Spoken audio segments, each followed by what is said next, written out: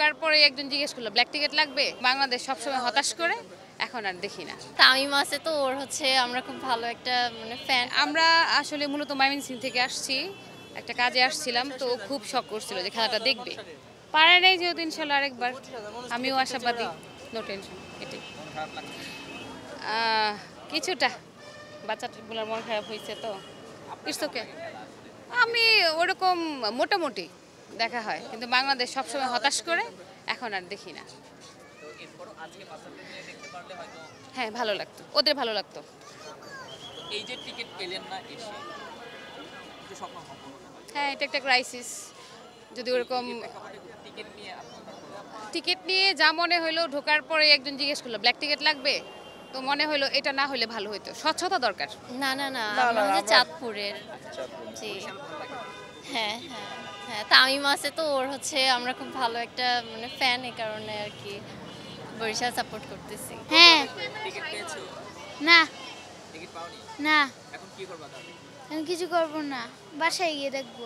অনুভূতিটা আসলে ভালো লাগছে, কারণ অনলাইনে টিকিট অর্ডার করেছি আমরা, গত রাতেই করা কনফার্ম হয়েছে।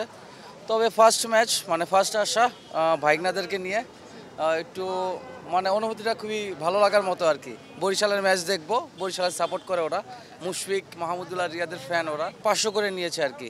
ক্রিকেটকে যদি ভালোই না বাসতাম তাহলে তো এই এত কনকনে ঠান্ডার মধ্যে এই যে যেমন গত 2 দিন ধরে সূর্য কিন্তু উঠে নাই, কিন্তু তারপরে সকল বাধা উপেক্ষা করে কিন্তু আমরা খেলাটা দেখতে আসছি।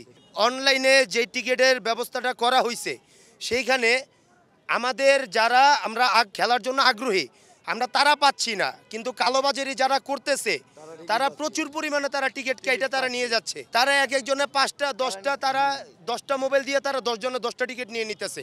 তারা সেই 10টা টিকিট দিয়ে তারা কালোবাজারি করতেছে। কিন্তু আমরা যারা আছি আমরা নানা ধরনের অনলাইনে ঢুকতে গেলে আমাদের সার্ভার লোড দেখায়, আমাদের টিকিট শেষ দেখায়, আবার আমরা কাউন্টারমুখী হইলে সেখানেও ব্ল্যাকারদের প্রচুর পরিমাণে উৎপাত।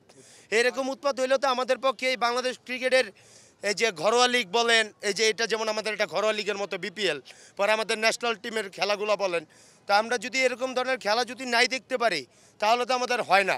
আমি বিপিএলের ফার্স্ট ম্যাচ যখন দেখতে চাচ্ছিলাম, আমার সেইখানে আমাদের স্কুল লাইফের ফ্রেন্ডদের জন্য আমাদের মিনিমাম প্রায় 60টার মতো টিকিট দরকার ছিল।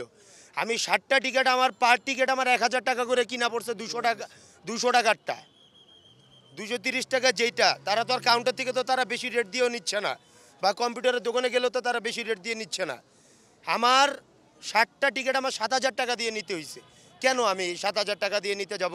ন্যায্য রেটে যদি কাউন্টারে যদি একটা রুলসের মতো করে যে কেউ একটা টিকিটের বেশি 2টা টিকিট নিতে পারবে না, বা কারো যদি পূর্ব পরিচিত থাকে সে অন্য কাউকে সে অন্তর্ভুক্ত করতে পারবে না, তাহলেই তো আমরা হাতে হাতে টিকিটটা পাচ্ছি। না হলে তো আমরা তো ক্রিকেটকে আস্তে আস্তে যদি এরকম ধরনের পরিস্থিতি চলতে থাকে, বিসিবি যদি কোনো উদ্যোগ না নেয়, তাহলে আমরা আস্তে আস্তে আমরা ক্রিকেটের প্রতি আমাদের একটা ভালোবাসা আস্তে আস্তে কমে যাবে।